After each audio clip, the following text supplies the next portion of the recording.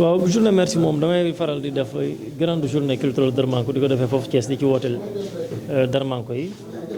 su ma paree nag idée bi li ko xalaat mooy ñi nga xamante ne jàppoon nañ ci bisu grande journée culturelle Darmanko ma jox leen ci cadeau n'empêche que ni tamit ñi nga xamante ni tamit dañuy ànd ak man ci bis bii di journée merci bi ñoom it naka noonu ma jox leen ci cadeau mais naka noonu it wax dëgg yàlla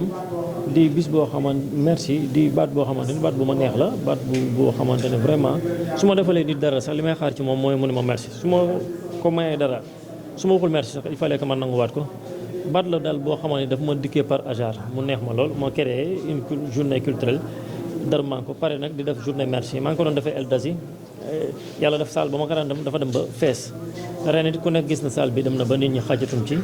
looloo war déplacement yi ak déplacement yi mais daal merci daal baat la bu ma neex moo waral ma créé journée merci mu ñëw nii par hasard rek dans ma tête voilà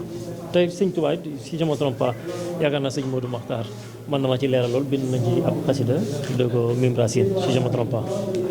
moo mel ni bis bi gis nañ mu am benn conférence boo xam ne ni delloowaat na nit ñi ci li nga xam ne moom moo di jukka yi démb yi ak jamono ji ñu toll nga xam ne jamono ji dañoo fekk lu bëree bëri ci wàll. waaw juste que sëñ Omar Amar mi doon wax man maa waxtaanee moom ci thème bi muy ñu waxtaanee ci modeste waxtaanee aussi ci solidarité. donc loolu moo waral ma ne ko tey parce que man ci ñaar yooyu lay dox quoi parce que lu ci ëpp ci lu may dox mooy solidarité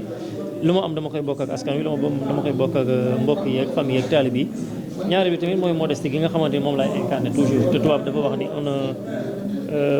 la grandeur de la vie quand il est en bas toujours noonu lay doxee moo tax tey ma indi thème bi muy modestie ak solidarité sëñ Omar Amar di mag ci man moo ko doon waxtaanee wala. pardon. particularité ci bis bi lan moo ci yees ren quoi. waaw bari na lu ci yees mooy bu ñu xoolee tey jii fan ko daan defee muy El Dazi tey dañ ko jël indi ko Mbàkke te gis ne lu ëpp ci nit ñi ak population bi ci Mbàkke la ñaare bi tamit mouvement bi nga xamante ne maa ngi ko créé woon muy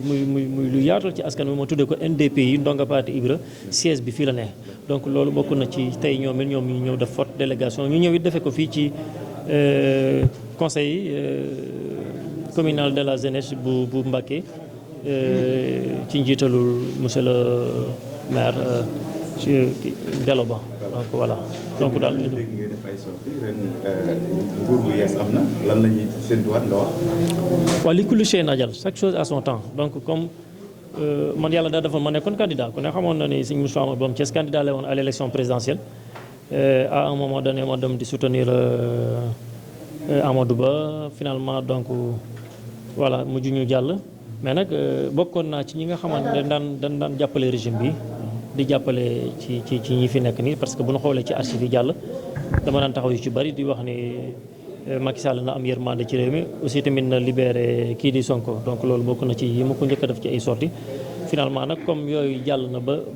jàll ñu ngi taxaw di leen xaar mais nag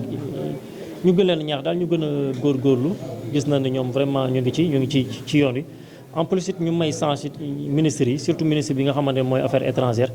d'habitude maa ngi gis nit ñi di ko takkee di ko tooñ ak yooyu mais ma xamal nit ñi rek ni leen jàmbaar la nan ko may chance rek xam ni voilà noonu la daal.